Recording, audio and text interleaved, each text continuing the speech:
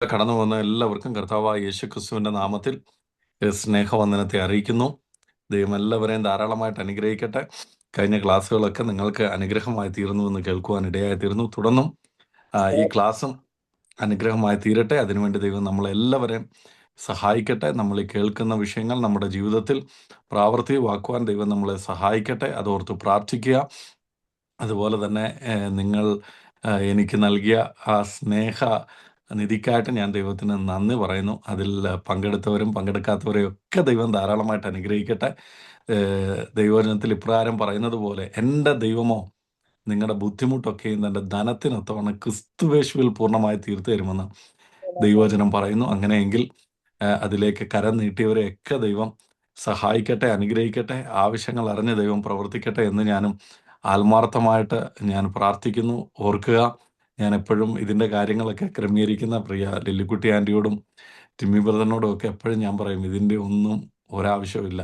കാര്യം ദൈവം എനിക്ക് ഒരവസരം തന്നു, ഞാനത് ഉപയോഗിക്കുന്നു. അത് മാത്രമേ ഉള്ളൂ എൻ്റെ മുമ്പിലുള്ളത്. എങ്കിലും നിങ്ങൾ എന്നെ സ്നേഹിക്കുന്ന, ദൈവത്തെ സ്നേഹിക്കുന്ന, ദൈവദാസന്മാരെ മാനിക്കുവാൻ, സ്നേഹിക്കുവാൻ കാണിക്കുന്ന മനസ്സിന് ദൈവം നിങ്ങൾ ധാരാളമായിട്ട് അനുഗ്രഹിക്കട്ടെ എന്ന് ഞാൻ ആത്മാർത്ഥമായി പ്രാർത്ഥിക്കുകയും ആഗ്രഹിക്കുകയും ചെയ്യുന്നു. നമ്മൾ കഴിഞ്ഞ ദിവസങ്ങളിൽ സംസാരിച്ചു കൊണ്ടിരുന്ന വിഷയം ഈജിപ്തിനെ കുറിച്ചാണ്. നമ്മുടെ തലമുറകളെ എങ്ങനെയാണ് ഈജിപ്റ്റ് എന്ന ഒരു വിഷയം, അല്ലെങ്കിൽ ആ ഒരു ബന്ധനം തകർത്ത് കളയുന്നത്, അല്ലെങ്കിൽ അടിമകളാക്കുന്നത് എന്നുള്ള കാര്യങ്ങളാണ് നമ്മൾ കഴിഞ്ഞ ദിവസങ്ങളിലൊക്കെ കേട്ടുകൊണ്ടിരുന്നത്. ഈജിപ്തിനെ പറ്റി പറഞ്ഞപ്പോൾ ഞാൻ ഒരു 3-4 പോയിന്റുകൾ പറഞ്ഞിരുന്നു. അത് ഇപ്രകാരമാണ്. ആ കാലഘട്ടത്തിലെ ഏറ്റവും ശക്തമായ വലിയ രാജ്യം, വലിയ സൈന്യശക്തിയൊക്കെയുള്ള ഒരു രാജ്യമായിരുന്നു ഈജിപ്റ്റ്. ഇപ്പോഴും നിലകൊള്ളുന്ന ഒരു രാജ്യം. ഫുട്ബോൾ കളിക്കുന്നവർക്ക്, അല്ലെങ്കിൽ ഫുട്ബോൾ കളിക്കാർക്കൊക്കെ അറിയാം, ഇന്നലെ ഈജിപ്തും അർജൻറ്റീനയുമായിട്ടുള്ളൊരു സോക്കർ മാച്ചൊക്കെ ഉണ്ടായിരുന്നു. അങ്ങനെ ശക്തമായ ഒരു രാജ്യം. ഈജിപ്തിനെ പറ്റി ആത്മീയമായി പറഞ്ഞാൽ, അല്ലെങ്കിൽ പ്രതിനിധീകരിക്കുന്നത് എന്താണെന്ന് ചോദിച്ചാൽ, ഒന്നാമതായിട്ട് നമ്മൾ കണ്ടു, ഈജിപ്റ്റ് അടിമത്തത്തെ സൂചിപ്പിക്കുന്ന ഒരു രാജ്യമാണ്. ഈജിപ്റ്റ് എന്ന് പറയുന്നത്, അല്ലെങ്കിൽ മിസ്രൈം എന്ന് പറയുന്നത്, അടിമത്തത്തെ സൂചിപ്പിക്കുന്ന, പലതരത്തിലുള്ള അടിമത്തം, പാപത്തിൻ്റെ അടിമത്തം, അങ്ങനെയുള്ള അടിമത്തത്തെ സൂചിപ്പിക്കുന്ന ഒന്നായിട്ട് നമുക്ക് കാണുവാൻ കഴിയുന്നു. രണ്ടാമതായിട്ട് നമ്മൾ കണ്ടു, ഈജിപ്ത് ലോക വ്യവസ്ഥിതിയെ സൂചിപ്പിക്കുന്നു. അതിൻ്റെ റെഫറൻസിലേക്കൊന്നും ഞാൻ പോകുന്നില്ല. മൂന്നാമതായി നമ്മൾ കണ്ടു, ഈജിപ്റ്റ് പഴയ കാല ജീവിതത്തെ എന്തോ ചെയ്യുന്നു, സൂചിപ്പിക്കുന്നു, ഓർപ്പിക്കുന്നു. നമുക്കറിയാം, മരുഭൂമിയിൽ കൂടെ അവരിങ്ങനെ കടന്നു പോയിക്കൊണ്ടിരിക്കുമ്പോൾ സമയാസമയങ്ങളിൽ അവർ പറയുന്നൊരു കാര്യമുണ്ട്, ഞങ്ങൾ ഈജിപ്തിലായിരുന്നപ്പോൾ ഇറച്ചിക്കലങ്ങളുടെ അടുത്ത് ഞങ്ങൾ ഇരുന്നു. ഞങ്ങളെ എന്തിനാ ഇങ്ങോട്ട് കൊണ്ടുവന്നത്? ഈജിപ്തിൽ ശവക്കുഴി ഇല്ലാഞ്ഞിട്ടാണോ എന്നൊക്കെ ചോദിക്കുന്നു. അതിൻ്റെ അർത്ഥം ഈജിപ്ത് പഴയകാല ജീവിതങ്ങളെ ഓർപ്പിക്കുന്ന ഒരു സ്ഥലമാണെന്ന് നമുക്ക് ദൈവവചനത്തിലൂടെ കാണാൻ കഴിയുന്നു. നാലാമതായി ഞാൻ പറഞ്ഞ കാര്യം ഇപ്രകാരമാണ്. ഈജിപ്റ്റ് എന്ന് പറയുന്നത് ഓരോ വിശ്വാസിയുടെയും ജീവിതത്തിൽ ഉള്ള ഒരു ആത്മീയതയുടെ ദൈവം ഒരുക്കുന്ന ഒരു സ്ഥലത്തിൻ്റെ പര്യായമായിട്ട് നമുക്ക് കാണാൻ കഴിയും. ഒരു പ്രിപ്പറേഷൻ എന്നൊക്കെ പറയുന്നത് പോലെ ഈജിപ്റ്റ് ഒരുക്കത്തിൻ്റെ ഒരു സ്ഥലമെന്ന് നമുക്ക് വേണമെങ്കിൽ പറയാം. അവിടെ വെച്ചാണ് എന്ത് ചെയ്തത്? ദൈവം തൻ്റെ മക്കളെ ഒരുക്കിയത്. എന്തിനു വേണ്ടി? താൻ നിശ്ചയിച്ച്, താൻ ആശിച്ച നമ്മുടെ പൂർവ്വപിതാവായ അബ്രഹാമിനോടും ഇസ്ഹാക്കിനോടും വാഗ്ദത്തം ചെയ്ത വാഗ്ദത്ത സ്ഥലത്തേക്ക് അവരെ എത്തിക്കുന്നതിന് മുമ്പ് ദൈവം അവരെ ഒരുക്കിയ ഒരു സ്ഥലമെന്ന് വേണമെങ്കിൽ നമുക്ക് പറയാം. അതിനുശേഷം നമ്മൾ കണ്ടു, അവിടുന്ന് എങ്ങനെയാണ് അവർ പുറപ്പെട്ടത്. അടിമകളായാണോ ചോദിച്ചാൽ, അടിമകളായിരുന്ന സ്ഥാനത്ത് നിന്ന്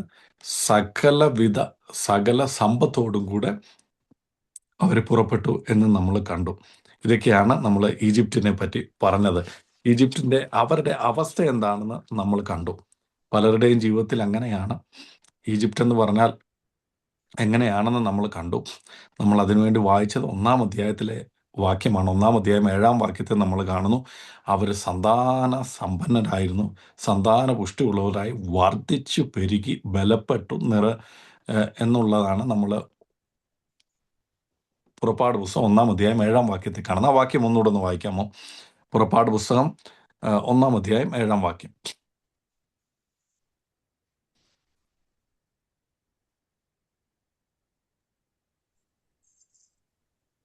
ഇസ്രായേൽ മക്കൾ സന്താന സമ്പന്നരായി അത്യന്തം വർദ്ധിച്ചു പെരുകി ബലപ്പെട്ടു, ദേശം അവരെ കൊണ്ട് നിറഞ്ഞു.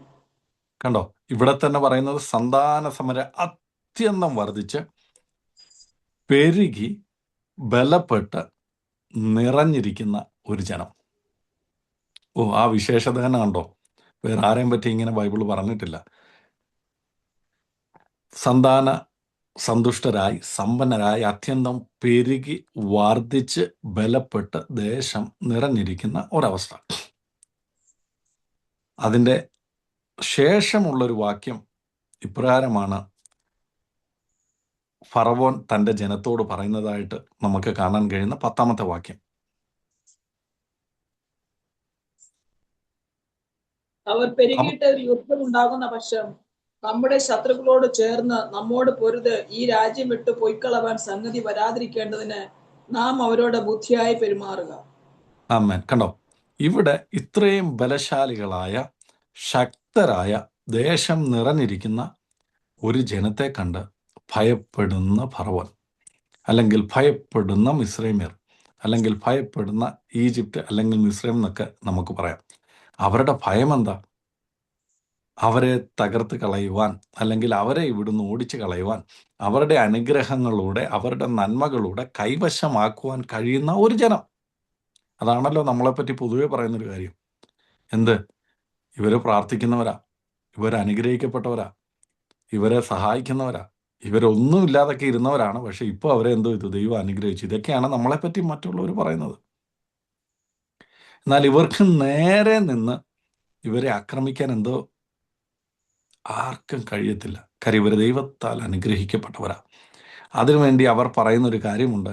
10-ാം അധ്യായം അവസാന വാക്കിൽ ഇപ്രകാരമായി പറയുന്നു: അവരോട് ബുദ്ധിയായി പെരുമാറുക.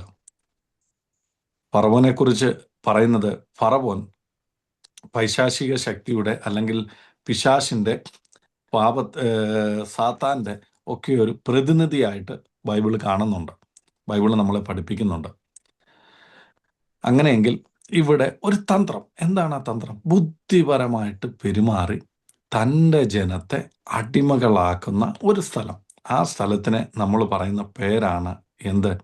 മിസ്രൈം അല്ലെങ്കിൽ ഈജിപ്റ്റ്. നോക്കുക, നമ്മൾ ആദ്യം വായിച്ചു, സന്താന സമ്പന്നരായ ഒരു ജനം, ബലശാലികളായ ഒരു ജനം, ആ സ്ഥലമൊക്കെ നിറഞ്ഞിരിക്കുന്ന ഒരു ജനം. പക്ഷേ അവരെ ബുദ്ധിപരമായി അവരെ ഒതുക്കിക്കളയുന്നു.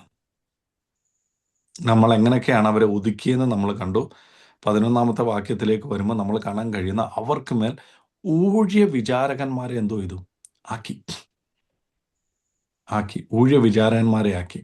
13-ാമത്തെ വാക്യത്തിൽ നമ്മൾ കാണുന്നു, ഇതൊക്കെ ഞാൻ പറഞ്ഞതായതുകൊണ്ടാണ് ഞാൻ എക്സ്പ്ലെയിൻ ചെയ്യാതെ പോകുന്നത്. കഠിന വേല അവർക്ക് കൊടുത്തു, കഠിന വേല. 14-ാമത്തെ വാക്യം ആയപ്പെടുത്തേന് അവരുടെ അവസ്ഥ കണ്ടോ? പറയുകയാണ്, അവരുടെ ജീവൻ കയ്പായി അവർക്ക് തോന്നി. ബലമുള്ള, ശക്തിയുള്ള, അനുഗ്രഹിക്കപ്പെട്ട ഒരു ജനം, ഇപ്പൊ അവരുടെ ജീവിതം എങ്ങനെ? ആ ദേശത്ത് ജീവൻ കയ്പായി അവർക്ക് തോന്നി.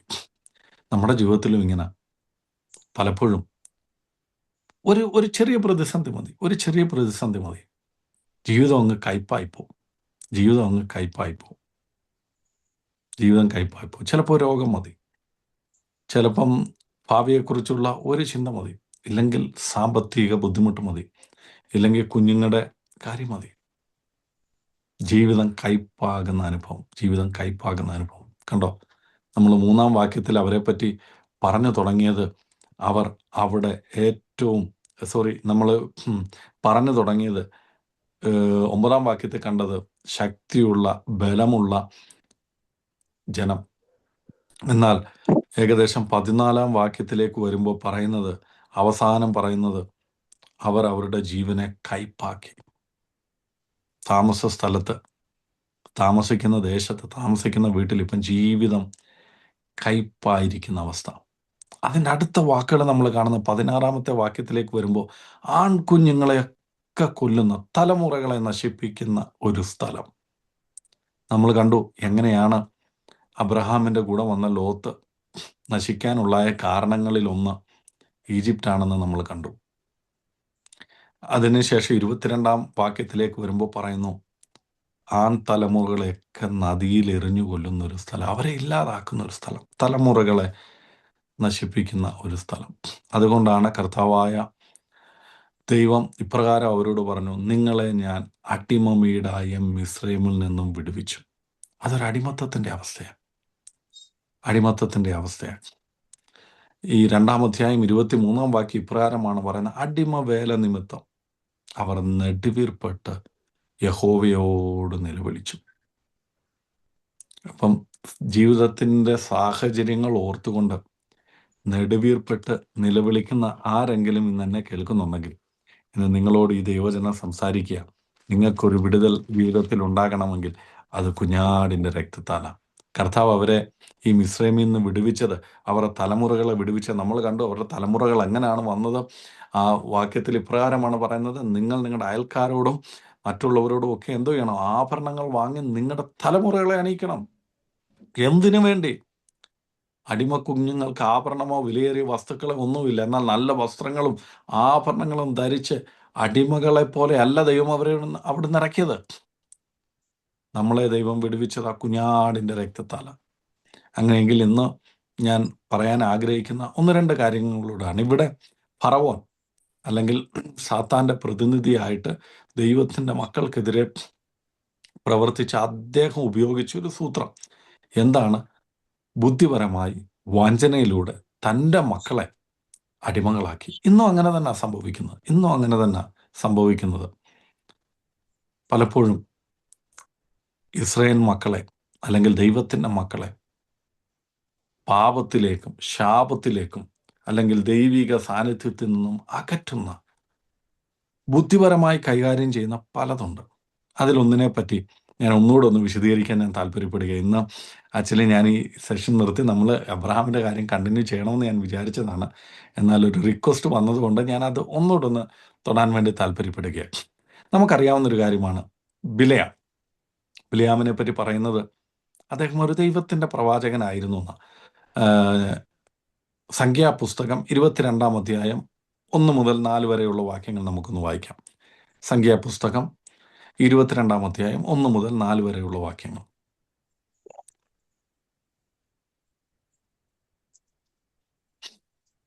സംഖ്യാപുസ്തകം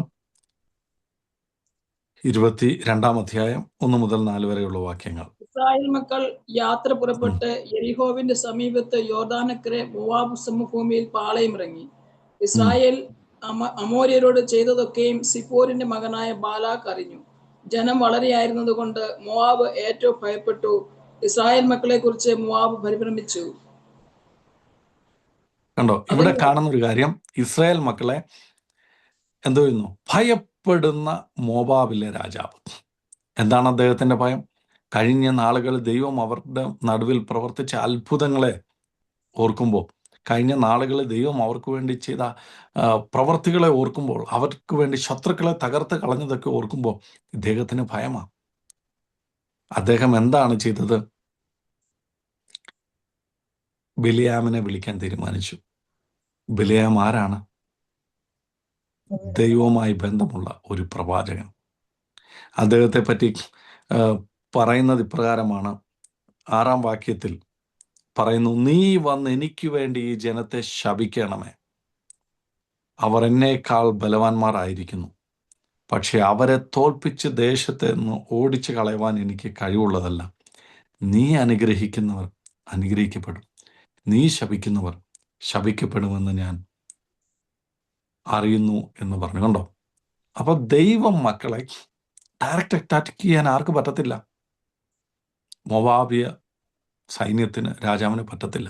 കാര്യം എന്ത്? ഭയമാണ്. എന്തുകൊണ്ട്? ദൈവം അവരോട് കൂടെയുണ്ട്. അതിന് പകരം താൻ കണ്ടുപിടിച്ചത് എന്താ? ഒരു തന്ത്രം. എന്താണ്? ബിലെയാമിനെ കൊണ്ടുവരിക, ശപിക്കുക. ബിലെയാമിനെ കൊണ്ടുവരിക, ശപിക്കുക. പക്ഷെ ശാപം ഏക്കൂ.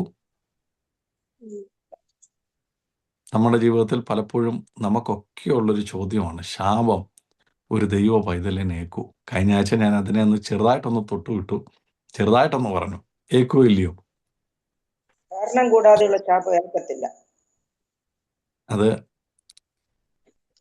സദൃശവാക്യത്തിൽ പറയുന്നുണ്ട്, കാരണം കൂടാതെ എന്തോ ചെയ്യത്തില്ല, ശാപം ശാപം വെക്കത്തില്ല. അപ്പൊ അതിന്റെ അർത്ഥം കാരണം ഉണ്ടെങ്കിൽ എന്തോ ചെയ്യും? ഉറപ്പായിട്ട് ഏൽക്കത്തില്ല. വെക്കും.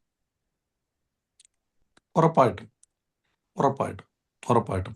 എന്നാൽ ഈ അധ്യായങ്ങളിൽ നമ്മളെ പഠിപ്പിക്കുന്ന ഒരു പാഠമുണ്ട്. 23 അധ്യായം 8 വാക്യം ഇപ്രകാരമാണ് പറയുന്നത്: ദൈവം ശപിക്കാത്തവനെ ഞാൻ എങ്ങനെ ശപിക്കും? യഹോവ പ്രാകാത്തവനെ ഞാൻ എങ്ങനെ പ്രാവും? കണ്ടോ? അപ്പൊ ഈ ദൈവം ഒരാളെ ശപിച്ചിട്ടില്ലെങ്കിൽ, അതിന്റെ അർത്ഥം ദൈവം അനുവദിച്ചിട്ടില്ലെങ്കിൽ എന്തോ സംഭവിക്കത്തില്ല, ശാപം വെക്കത്തില്ല. ഇപ്പം നമ്മുടെയൊക്കെ ഒരു ധാരണയുണ്ട്, ചുമ്മാതെ പോകുമ്പോൾ എന്തോ ചെയ്യും, ആരെങ്കിലും ശപിച്ചാൽ അല്ലെങ്കിൽ അയലത്തുകാർ അത് ചെയ്താൽ ഇത് ചെയ്താൽ എന്തോ ചെയ്യും, ശാപം. അങ്ങനെ തന്നെ കേൾക്കുന്ന ആരെങ്കിലും ഇന്നുണ്ടെങ്കിൽ നിങ്ങളുടെ തെറ്റിദ്ധാരണ അത് മാറ്റണം. കാര്യം ദൈവവചനം പറയുന്നു, നമ്മുടെ വായിലാണ്, നമ്മുടെ കയ്യിലാണ് ജീവനും അനുഗ്രഹവും ഇരിക്കുന്നത്. അതൊരു ചോയ്സാ, അതൊരു ചോയ്സാ. എൻ്റെ ജീവിതത്തിൽ എന്നെ പലരും ശപിച്ചിട്ടുണ്ട്. ഒരിക്കൽ ഞാൻ ഈ സൗത്ത് ആഫ്രിക്കയിൽ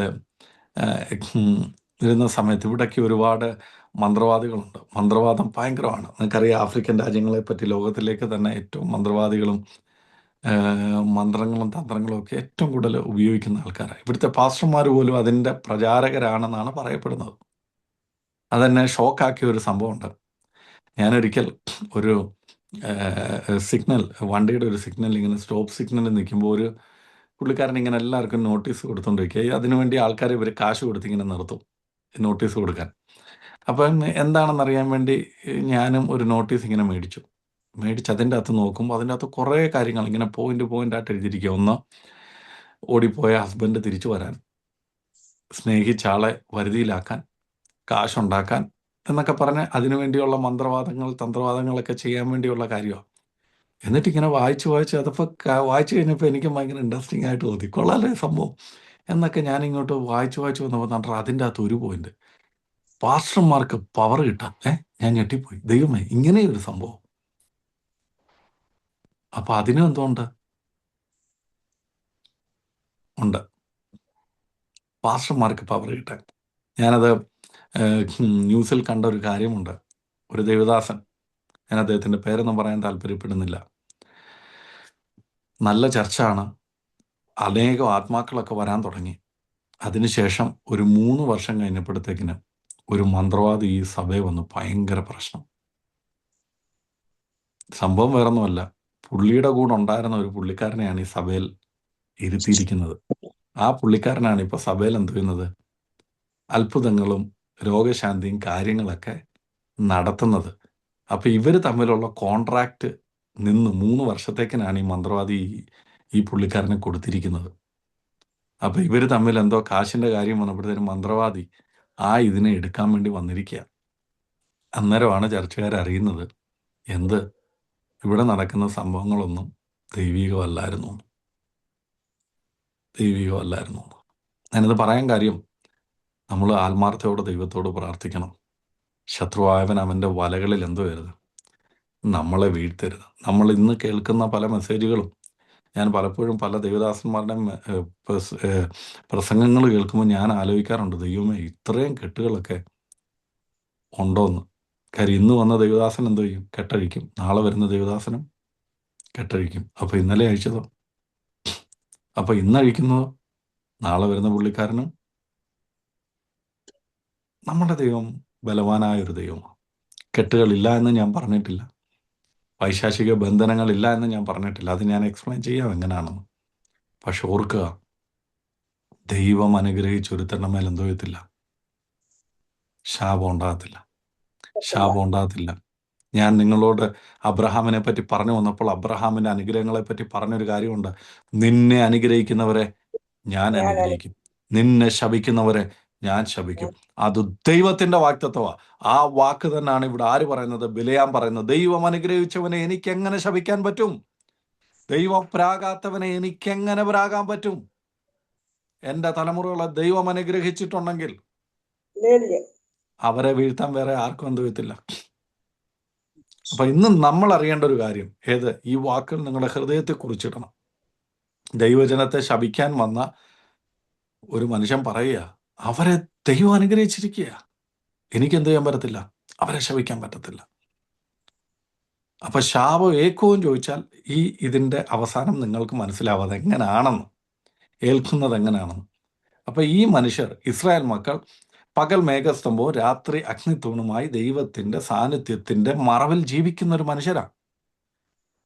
ദൈവിക ആലോചനകൾ കേട്ട് ജീവിക്കുന്ന അവരെ നോക്കിക്കൊണ്ട് പറയുകയാണ്, യഹോവ ശപിക്കാത്തവനെ എനിക്ക് ശപിക്കാൻ പറ്റത്തില്ല,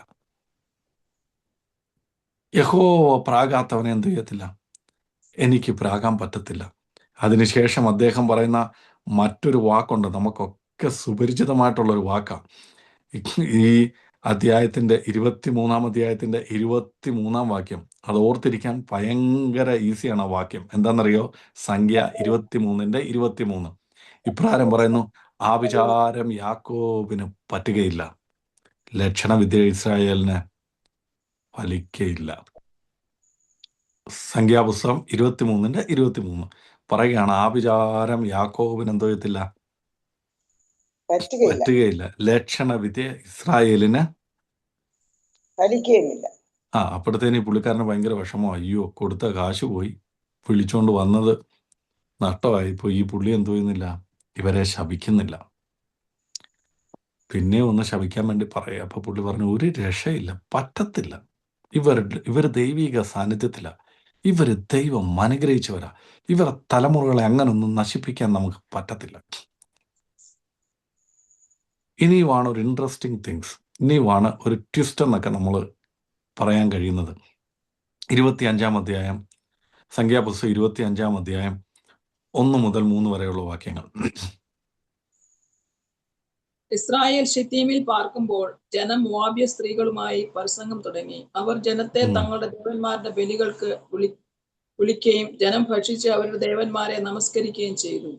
ഇസ്രായേൽ ബാൽപെയോരിനോട് ചേർന്നു. യഹോവയുടെ കോപം ഇസ്രായേലിന് നേരെ ജ്വലിച്ചു. കണ്ടോ, ഇപ്പൊ ജനം എങ്ങനായി? പാപം ചെയ്തു. 9 വാക്യം ഇവിടെ ഒന്ന് വായിക്കാമോ ദയവായി? 25:9. ബാധ കൊണ്ട് മരിച്ചുപോയ 24,000 പേർ. കണ്ടോ, 24,000 പേർ മരിച്ചുപോയി. അപ്പൊ എന്റെ ചോദ്യം, 23 24 അധ്യായങ്ങളിൽ ശാപത്തിന്റെ കാര്യങ്ങളാണ്. അവിടെ എടുത്തു പറയുന്ന ഒരു കാര്യമുണ്ട്, എന്ത്? ദൈവം അനുഗ്രഹിച്ചവനെ ശപിക്കാൻ പറ്റത്തില്ല, അവനൊരു ബാധ ഏക്കത്തില്ല, ആ വിചാരം അവൻ ഏക്കത്തില്ല, ലക്ഷണവിദ്യ അവന് ഫലിക്കത്തില്ല. പിന്നെ എങ്ങനെ ഈ 24,000 പേർ പട്ടുപോയി? പിന്നെ എങ്ങനെ ഇത് സംഭവിച്ചു? വഴിയൊരുക്കി കൊടുത്തു. അതെങ്ങനെ? നമ്മുടെ ബൈബിളിൻ്റെ ഒരു പ്രത്യേകതയുണ്ട്. ദൈവത്തെ പറ്റി പറയുന്നത്, ദൈവത്തിൻ്റെ പുസ്തകത്തിൽ വായിച്ചു നോക്കി അതിന് ഇണചേരാത്തതും അല്ലെങ്കിൽ ഇതാക്കാത്തതുമായിട്ടുള്ള ഒന്നുമില്ല എന്നാണ് പറയുന്നത്. അങ്ങനെയെങ്കിൽ ഇതിനൊരു ആൻസർ ബൈബിൾ പറയുന്നുണ്ട്. നിങ്ങൾക്കൊക്കെ അറിയാവുന്നൊരു വാക്യമാണ്. എവിടാണെന്നറിയാവോ? ഞാൻ ഇതിനു മുമ്പ് ആ വാക്യം ഒരിക്കലൊന്ന് വായിച്ചതാ. അതിനെപ്പറ്റി പിന്നീട് എക്സ്പ്ലെയിൻ ചെയ്യാമെന്ന് ഞാൻ പറഞ്ഞതുവാ.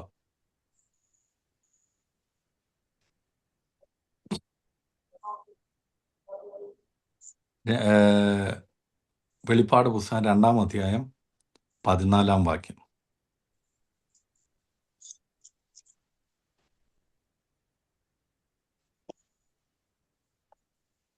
എങ്കിലും നിന്നെക്കുറിച്ച് കുറഞ്ഞൊരു കുറ്റം പറയുവാൻ ഉണ്ട്. ഇസ്രായേൽ മക്കൾ വിഗ്രഹാർപ്പിതം തിന്നേണ്ടതിനും ദുർനടപ്പ് ആചരിക്കേണ്ടതിനും അവരുടെ മുൻപിൽ ഇടർച്ച വയ്പാൻ ബാലാക്കിനെ ഉപദേശിച്ചു. ഉപദേശിച്ചു കൊടുത്ത ബിലയാമിന്റെ ഉപദേശം പിടിച്ചിരിക്കുന്നവർ അവിടെ നിനക്കുണ്ട്. കണ്ടോ, അപ്പൊ ഇതെന്താ ഇവിടെ സംഭവിച്ചേ?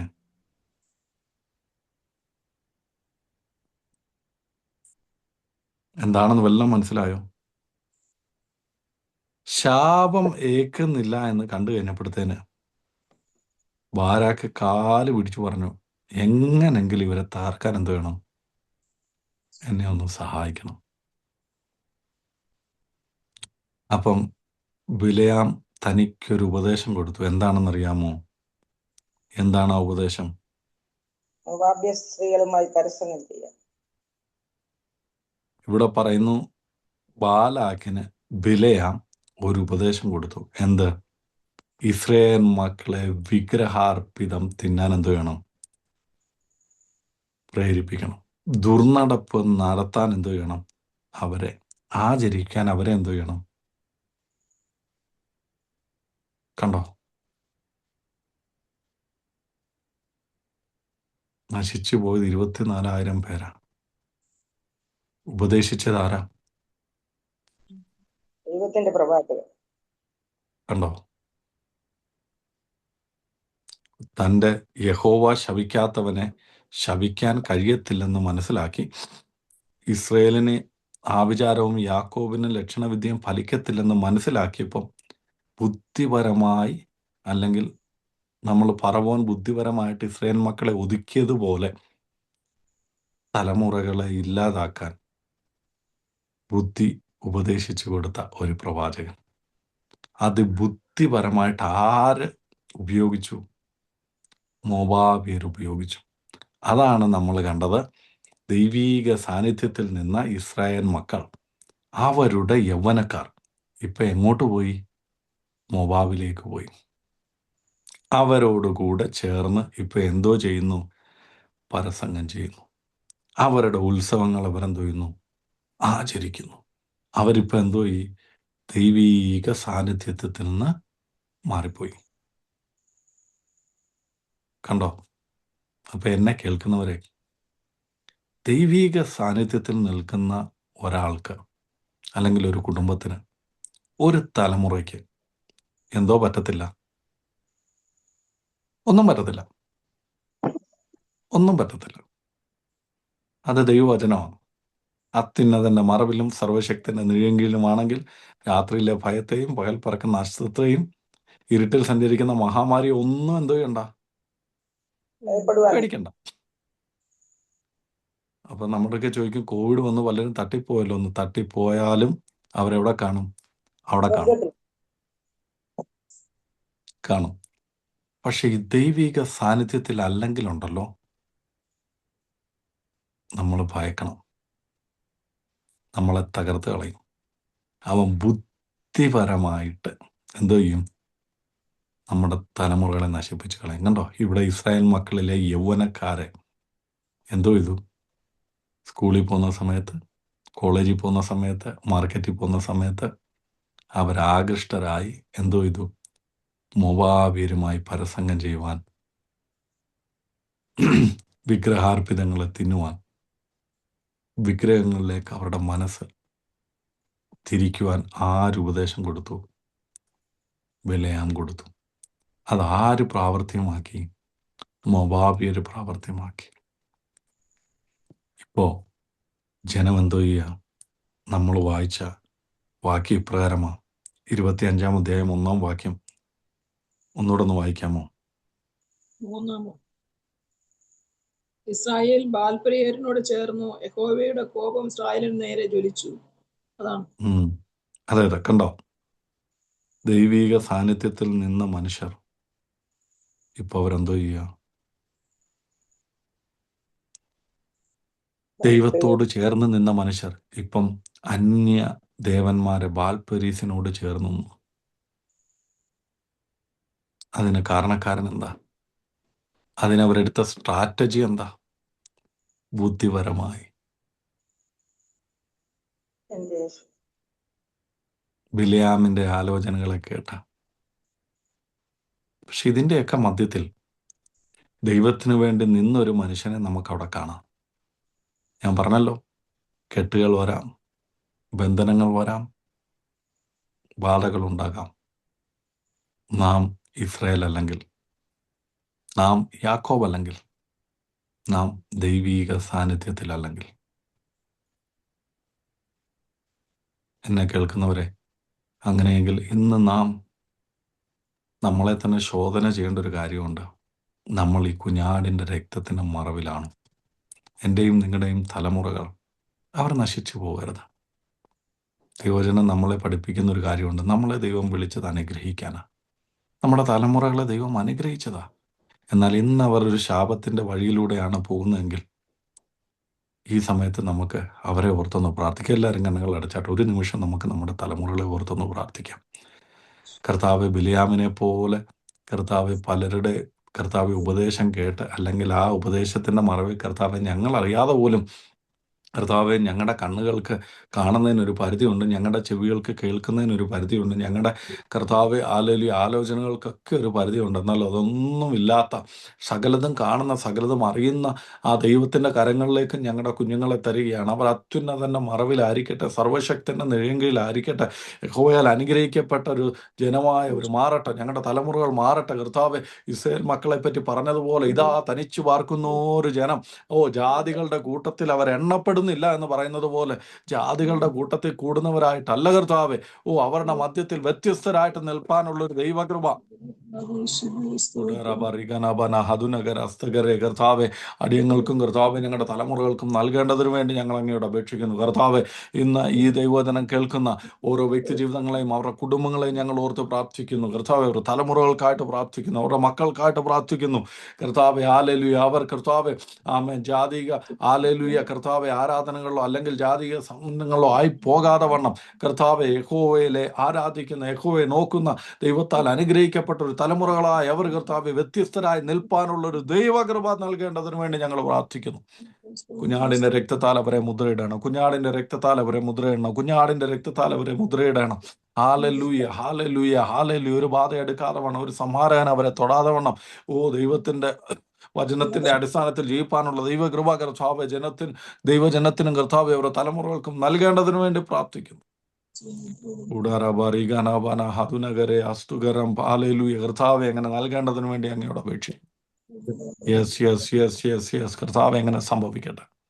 ഇവിടെ കാണുന്നു, ബിലെയാമിന്റെ ആലോചന കേട്ട് മോവാബ്യർ അത് പ്രാവർത്തികമാക്കി.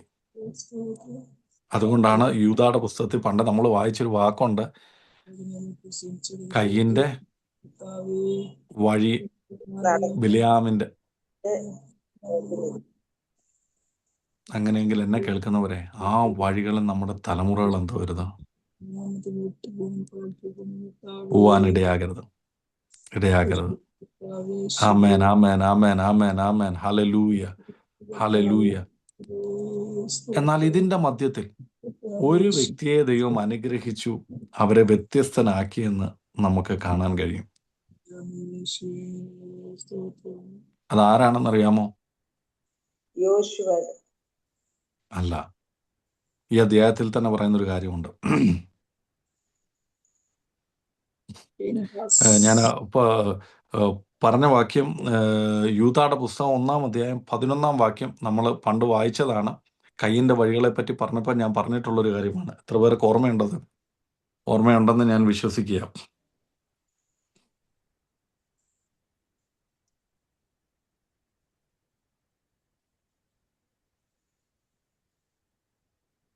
ഒന്ന് വായിക്കാമോ?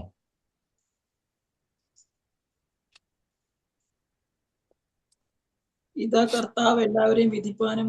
അതാണ് യൂദാ 1:11. അവർക്ക് അയ്യോ കഷ്ടം, അവർ കയ്യിന്റെ വഴിയിൽ നടക്കുകയും കൂലി കൊതിച്ച് ബിലെയാമിന്റെ വഞ്ചനയിൽ തങ്ങളെ തന്നെ ഏൽപ്പിക്കുകയും കോരഹിന്റെ മത്സരത്തിൽ നശിച്ചു പോവുകയും ചെയ്യുന്നു. കണ്ടോ, ഇവിടെ പറയുന്ന കയ്യിൻ്റെ ഒരു വഴിയുണ്ട്, അത് നമ്മൾ കണ്ടു. ഇപ്പൊ രണ്ടാമത്തെ കാര്യമാണ് നമ്മൾ കേട്ടത്, ബിലെയാമിന്റെ വഞ്ചന.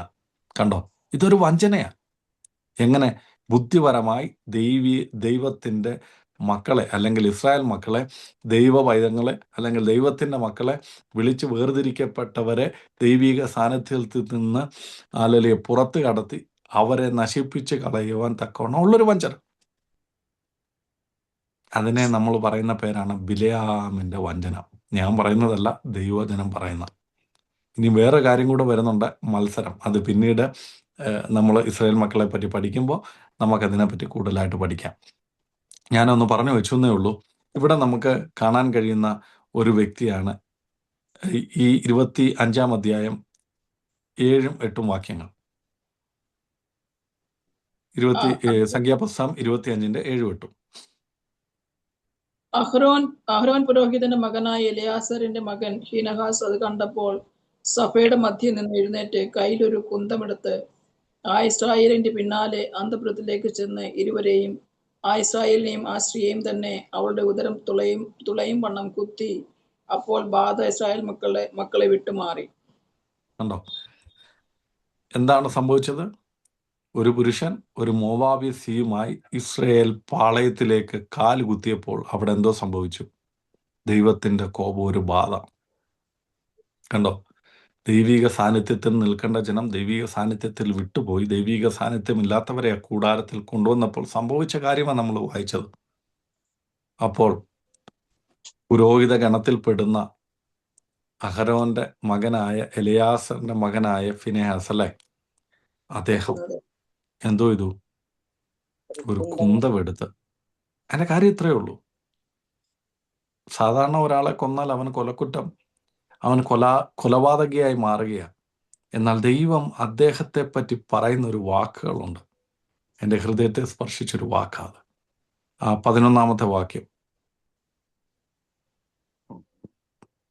ഞാൻ എന്റെ തീഷ്ണതയിൽ ഇസ്രായേൽ മക്കളെ സംഹരിക്കാതിരിക്കേണ്ടതിന് അഹ്റോൻ പുരോഹിതന്റെ മകനായ എലിയാസറിന്റെ മകൻ ഫീനഹാസ് അവരുടെ ഇടയിൽ എനിക്ക് വേണ്ടി തീഷ്ണതയുള്ളവനായി എന്റെ ക്രോധം ഇസ്രായേൽ മക്കളെ വിട്ടുപോകുമാറാക്കിയിരിക്കുന്നു.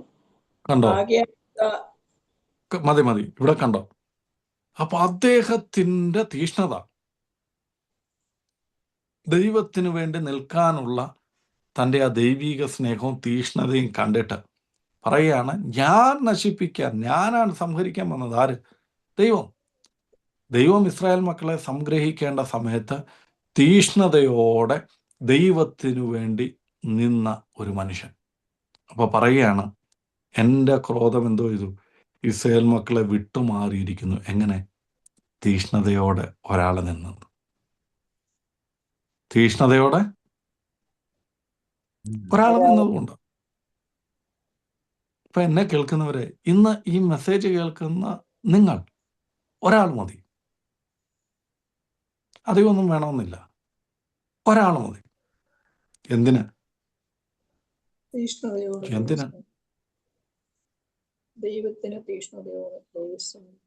നിങ്ങൾ ദൈവത്തിന് വേണ്ടി തീഷ്ണതയോടെ നിന്നാൽ ബിലെയാമിന്റെ വഞ്ചനയിൽ അകപ്പെട്ടു പോയ ഒരു സമൂഹത്തിന് മേൽ വ്യാപരിച്ച ദൈവകോപം, ദൈവത്തിന്റെ സംഹാരം നിങ്ങൾക്ക് നിർത്താൻ പറ്റും. വിശ്വസിക്കാൻ കഴിയുന്നുണ്ടോ? നിങ്ങളത് വിശ്വസിക്കുന്നുണ്ടോ? അങ്ങനെയെങ്കിൽ ഇന്ന് പറയണം, ഞാൻ നിൽക്കും. എന്തിനു വേണ്ടി നിൽക്കും? നശിച്ചു പോകുന്ന എൻ്റെ തലമുറകൾക്ക് വേണ്ടി ഞാൻ ദൈവത്തിന് വേണ്ടി തീഷ്ണതയോടെ നിൽക്കും.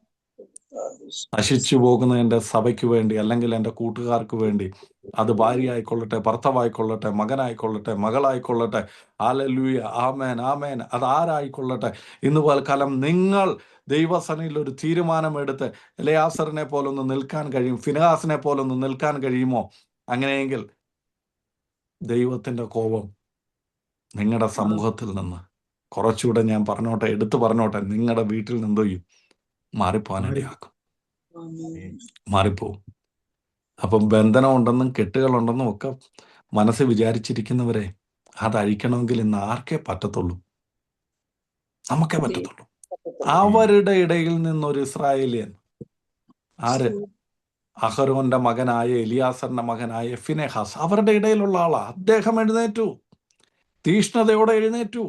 അങ്ങനെയെങ്കിൽ നിങ്ങളുടെ സമൂഹത്തിൽ, നിങ്ങളുടെ കുടുംബത്തിൽ, നിങ്ങളുടെ തലമുറയിൽ നടക്കുന്ന കാര്യങ്ങൾ നിങ്ങൾക്ക് നിർത്തണമെങ്കിൽ നിങ്ങൾ തീഷ്ണതയോടെ ദൈവത്തിന് വേണ്ടി എഴുന്നേൽക്ക്. ദൈവം നിങ്ങളെ ഉപയോഗിക്കും.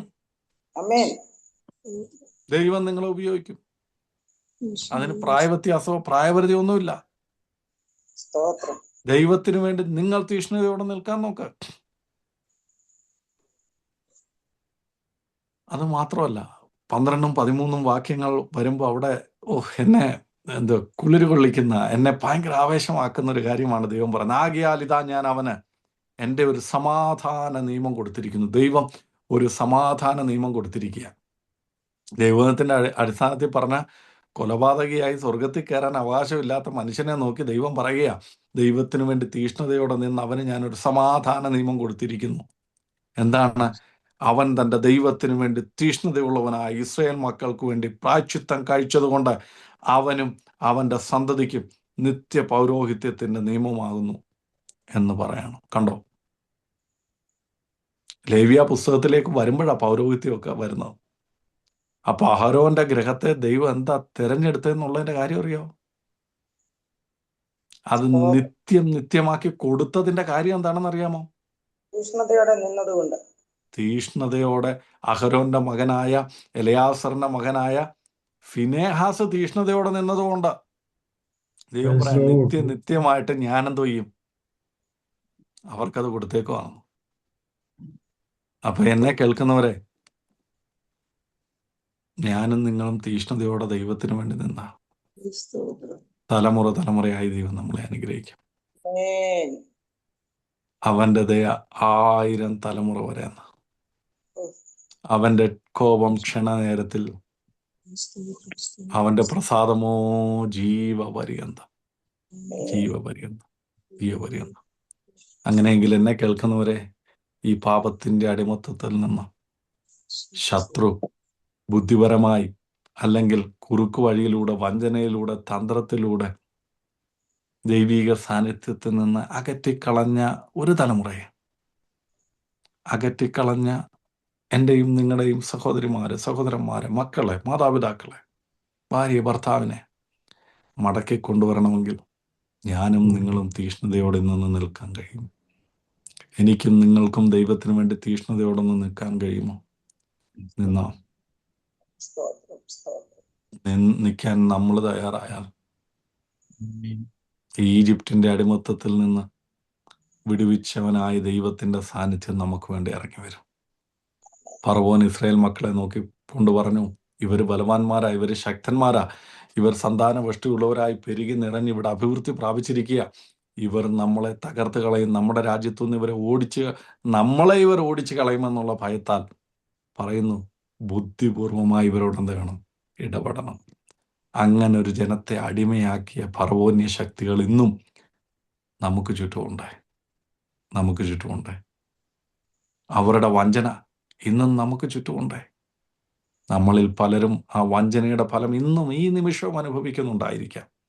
എന്നാൽ ഇന്ന് ദൈവാത്മാവ് നമ്മളോട് പറയുന്നൊരു കാര്യമുണ്ട്. ഈ ദൈവവചനം നമ്മളോട് പറയുന്നു, ദൈവത്തിന് വേണ്ടി ഞാനും നിങ്ങളും തീഷ്ണതയോടെ നിന്നാൽ, ഒരു മനുഷ്യൻ ദൈവത്തിന് വേണ്ടി തീഷ്ണതയോടെ നിന്നപ്പോൾ ആ ദൈവത്തിന്റെ കോപം, ആ ബാധ ഇസ്രായേൽ മക്കളെ വിട്ടുമാറി ആ ദൈവത്തിന് വേണ്ടി നിന്ന മനുഷ്യന്റെ മേൽ ഒരു സമാധാന നിയമമുണ്ടാക്കി അവനെയും അവന്റെ തലമുറകളെയും അനുഗ്രഹിച്ചൊരു ദൈവത്തെ പറ്റിയാണ് ഇന്ന് രാത്രി ഞാൻ നിങ്ങളോട് സംസാരിക്കുന്നത്. ആമേൻ. അങ്ങനെയെങ്കിൽ ഇന്ന് ആത്മാർത്ഥയോട് പറ, ആ ദൈവത്തെയാണ് ഞാൻ സേവിക്കുന്നത്. ഞാൻ എൻ്റെ ദൈവത്തിന് വേണ്ടി തീഷ്ണതയോടെ നിൽക്കും. ഞാൻ എൻ്റെ ദൈവത്തിന് വേണ്ടി ആത്മാർത്ഥയോടെ നിൽക്കും. ഓ ഹല്ലേലൂയ. പൈശാചിക ബന്ധനത്തിൽ അകപ്പെട്ടിരിക്കുന്ന, ഹല്ലേലൂയ, ശത്രുവായവന്റെ വഞ്ചനയിൽ അകപ്പെട്ടിരിക്കുന്ന എൻ്റെ തലമുറകളെ ഹല്ലേലൂയ ആ ബാധയിൽ നിന്ന് ദൈവം വിടുവിക്കും. ആമേൻ, ആമേൻ, ആമേൻ. ഹല്ലേലൂയ, ഹല്ലേലൂയ. യോബ് തൻ്റെ സഹോദരന്മാർക്ക് വേണ്ടി, കൂട്ടുകാർക്ക് വേണ്ടി സ്നേഹിതന്മാർക്ക് വേണ്ടി പ്രാർത്ഥിച്ചപ്പോൾ യോബിന്റെ പ്രാർത്ഥന കേട്ട് ദൈവം അവരെ വിടുവിച്ചെങ്കിൽ, ആ ദൈവം നമ്മുടെയും എൻ്റെയും നിങ്ങളുടെയും പ്രാർത്ഥന കേട്ട് നമ്മുടെ ദൈവിക തീഷ്ണത കണ്ട് ദൈവം അവരെ വിടുവിക്കും. ഹല്ലേലൂയ, ഹല്ലേലൂയ, ഹല്ലേലൂയ. ആമേൻ. ഇങ്ങനെ തന്ത്രങ്ങളിലൂടെ ദൈവജനത്തെ വീഴ്ത്തി ഒരുപാട് പേരെ നമുക്ക് ദൈവജനത്തെ കാണാൻ കഴിയും. ഒരുപാട് അനുഭവങ്ങൾ നമുക്കറിയാം. ശിംശോൻ എങ്ങനെയാ ദൈവത്തിന് വേണ്ടി വൻകാര്യങ്ങളെ പ്രവർത്തിച്ചിരിക്കുന്ന ഒരു മനുഷ്യനാണ്.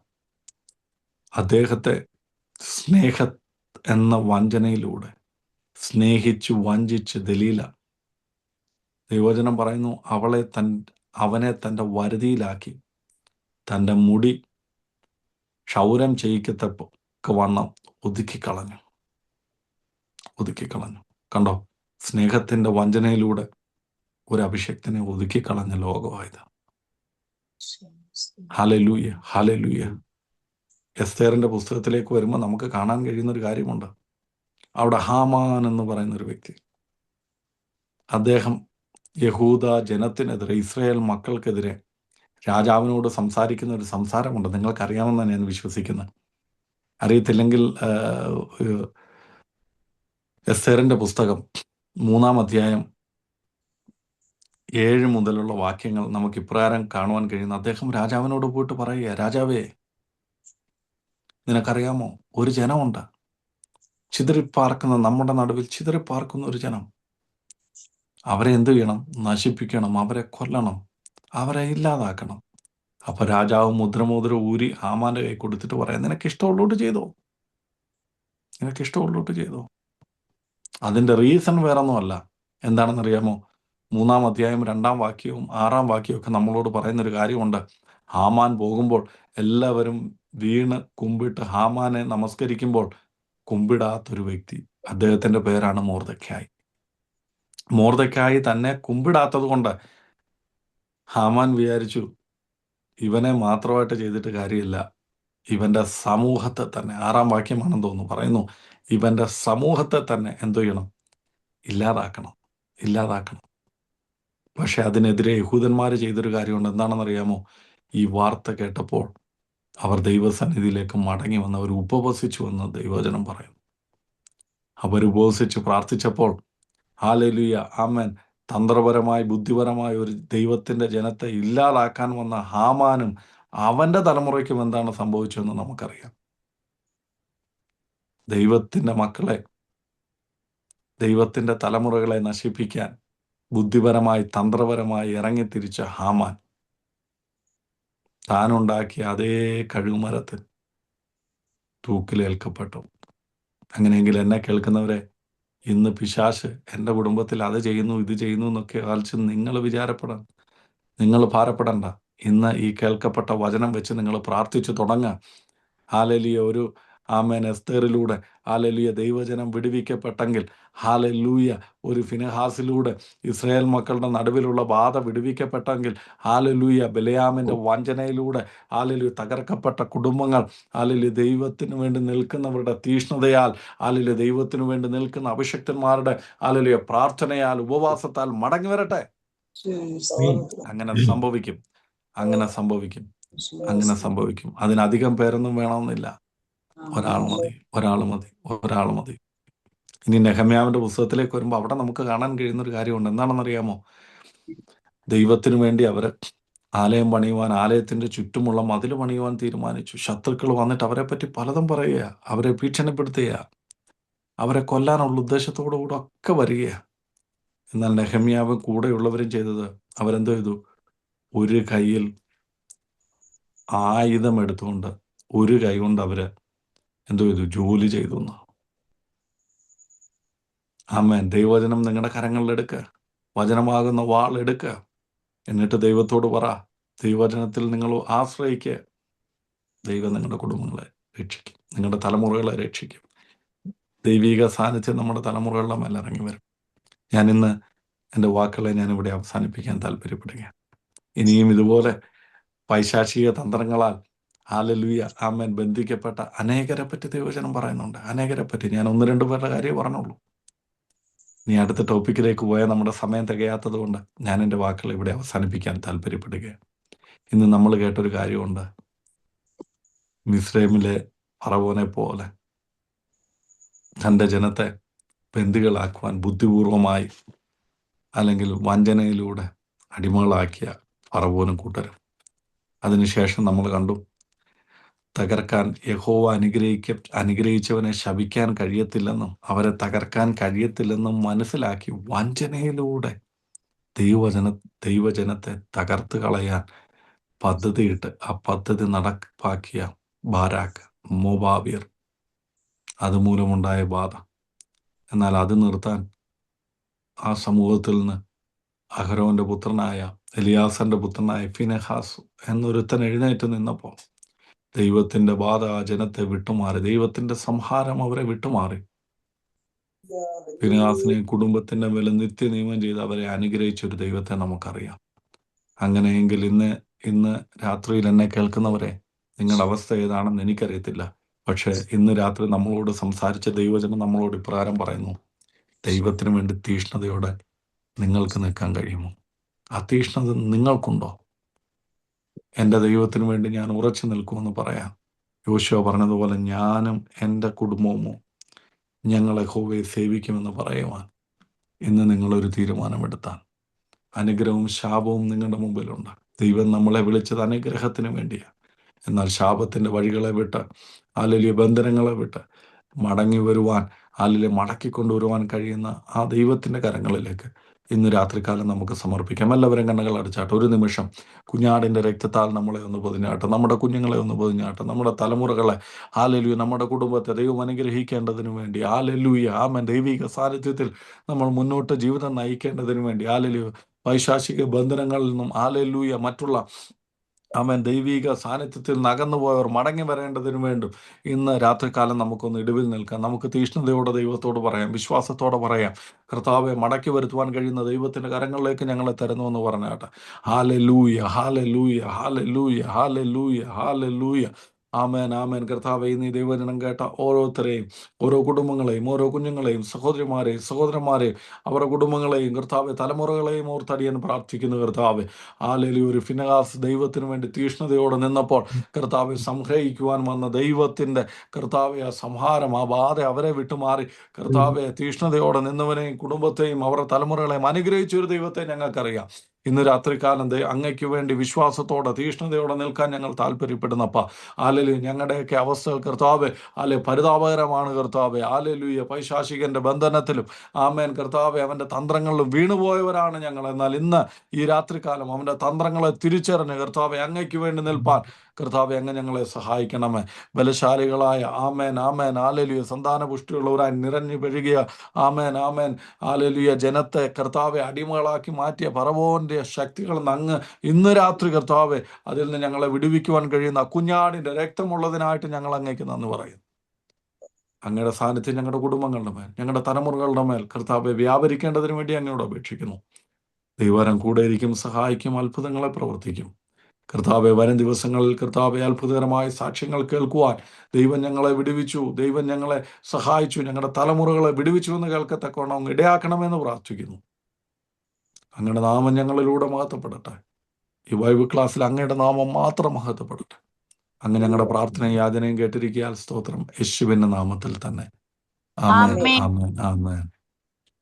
ദൈവം എല്ലാവരെയും ധാരാളമായിട്ട് അനുഗ്രഹിക്കട്ടെ. Thank you. See you all next week. എല്ലാവരെയും അടുത്ത ആഴ്ച കാണാം.